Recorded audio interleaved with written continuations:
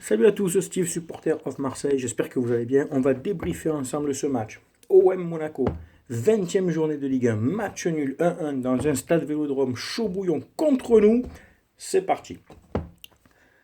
Tout d'abord, je vais commencer par deux dédicaces. Ils le savent, s'ils me suivent, ils savent que je vais les dédicacer. Alors je pense aux chroniqueurs de Monaco, Tarek et Hanks Venom. Salut les gars, bon, je vous l'avais dit, vous ne gagnerez pas chez nous parce que vous êtes 19e et vous restez 19e. Ah, je vous taquine, mais au moins Monaco a eu le mérite de faire un mercato. Bravo à Monaco qui essaye quand même de redresser la barre en recrutant des joueurs de qualité pendant que nous on se traîne encore à des Mitroglou, Sertic, Abdenour, Germain et j'en passe, tu vois. Bon, voilà, les dédications passées. Je fais aussi un big up à la femme de Anthony, mon pote Issa Tonissa. Je l'avais promis, voilà, bon, il va m'insulter, mais bon, c'est pour rigoler, ça va. Allez, on part tout de suite sur l'ambiance. Il y avait 44 000 supporters. Les virages, comme c'est annoncé, c'était très chaud contre nous, beaucoup de banderoles. Et là, je dis bravo à toutes les associations de supporters, les ultras des deux virages. Ils ont fait passer des messages. Je pense qu'ils ont été tolérants jusqu'à un long moment. Et maintenant, il fallait réagir et ils l'ont fait. Donc voilà, il y avait beaucoup de messages passés tout au long du match. Peu d'encouragement au début du match. Des Garcia d'émission. Enfin, je pense que le message est clair. Il fallait vraiment euh, bouger ces joueurs, leur montrer réellement le mécontentement des gens. Et je pense que ça a été fait par nos deux virages. Bravo à vous les gars, donc surtout aux Sous Winners qui ont fait une animation d'autant plus explicite que drôle. Donc bravo à vous. Ce qui est dommage, c'est qu'à la fin du match, les joueurs sont venus parler aux supporters pour essayer de clarifier, de tempérer les choses. Mais les gars, il ne faut pas attendre que les virages grondent et qu'on est au bord de l'implosion pour venir voir les supporters. Quand ça fait déjà une dizaine de matchs que vous faites de la merde, surtout en Coupe de France, surtout en Coupe de la Ligue et en Coupe d'Europe, il fallait venir avant. Seulement, vous êtes dans votre confort. Il faut le dire, les joueurs, vous êtes dans votre confort financier, socialement vous êtes bien, vous vous dites bon ça va, on verra le match prochain. Non, t'es à Marseille ici mec. Tu es à Marseille, tu ne joues pas, tout le respect que j'ai pour ces clubs-là, mais pour Bordeaux, tu joues pas à Montpellier, tu joues pas à Toulouse, tu joues pas à Rennes ou à Guignon. Tu es à Marseille, tu as un devoir de réussite. Il faut le respecter ça garçon. Surtout au vu du salaire que vous touchez et vos états d'âme de merde, ils touchent plus que ça. On veut même pas en entendre parler. On vous l'a déjà dit, on ne veut pas en entendre parler. Pardon. Donc attention, Marseille peut être un très beau tremplin si tu joues bien, porté par des supporters, comme une des banderoles qui a dit que l'année dernière vous allez en finale grâce aussi à l'engouement des supporters. Mais ça peut être aussi un club qui peut t'enterrer.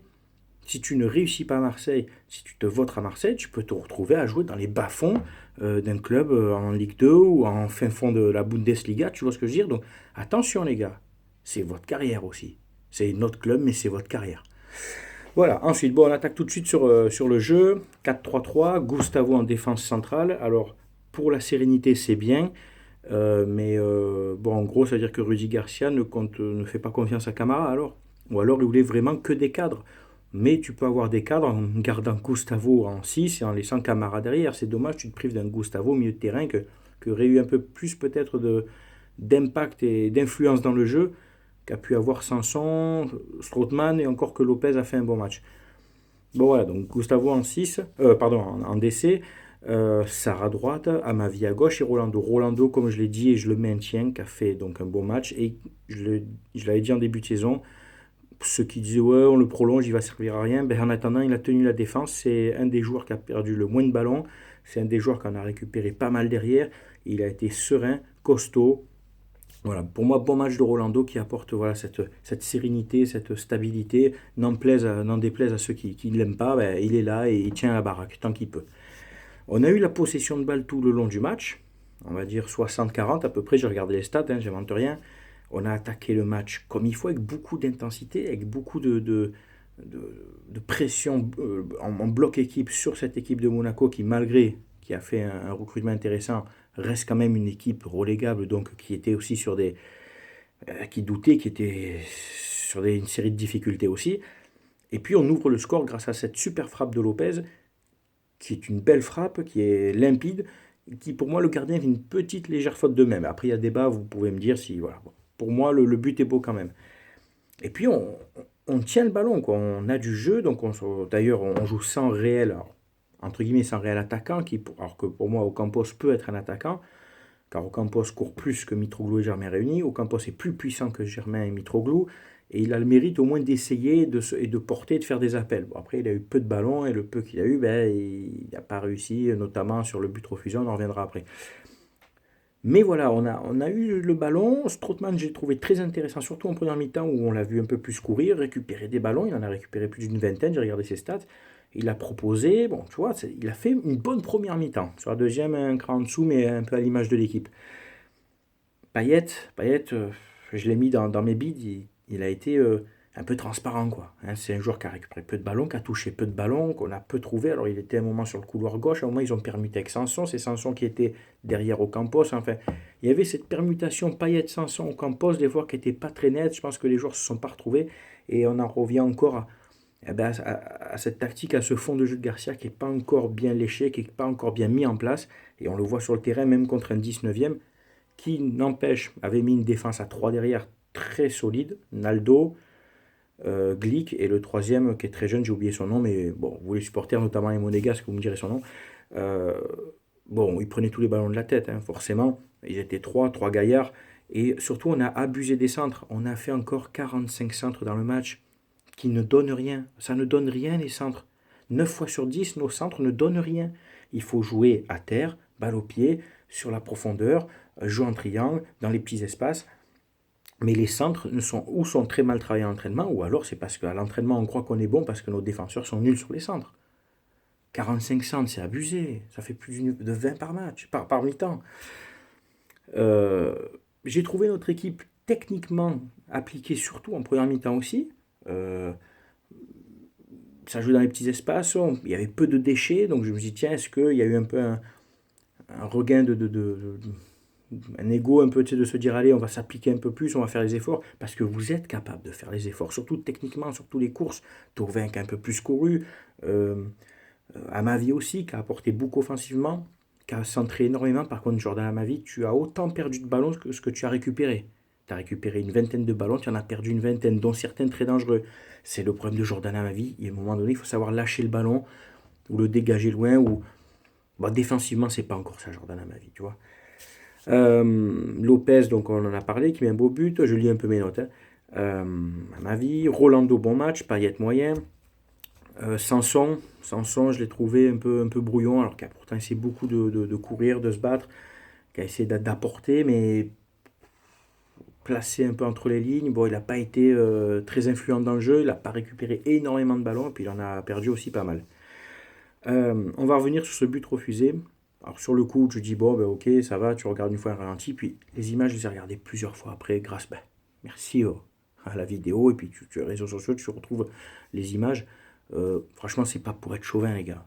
Franchement, on aurait pris un but comme ça, j'aurais dit oui, il n'y a pas faute. Le gardien vient tacler Ocampos. Donc Ocampos, en taclant, il déséquilibre, il marche sur la cheville, mais le gardien est au sol. Alors qu'il lui marche dessus ou pas, il n'aurait pas eu le temps de se relever. Il faut arrêter. Thauvin frappe tout de suite dans la seconde qui suit. C'est pas genre 4-5 secondes après où tu dis oui, le gardien se tient par terre et tout. Non, c'est pas juste, quoi. Tu vois, c'est encore pas juste. Ça, c'est encore une analyse arbitraire d'un mec qui est complètement... il voit, ah, il marche sur la cheville, hop. Non, mais vois dans l'esprit de l'action. Essaye de voir dans l'esprit de l'action. Il lui marche sur la cheville, certes, mais il est déjà au sol et Thauvin frappe dans la foulée, quoi. À part d'être flash, d'être un super-héros, le gardien n'aurait pas pu tout de suite, tu vois, se jeter dessus. C'est pas vrai.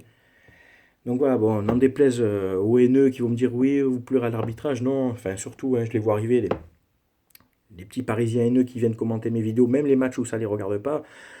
Vous pleurez sur les pénaltys de Guingamp, mais s'il vous plaît, poupouille. Après, par contre, les autres qui viennent, vous le savez d'ailleurs, hein, vous êtes tous les bienvenus, les autres qui viennent sur ma page, même sur des matchs qui ne les regardent pas, mais qui viennent commenter proprement, hein, j'en ai à plusieurs, dont Lionel et tout, ils se reconnaîtront, je le salue, il n'y a pas de problème, vous me donnez votre avis, mais en étant objectif.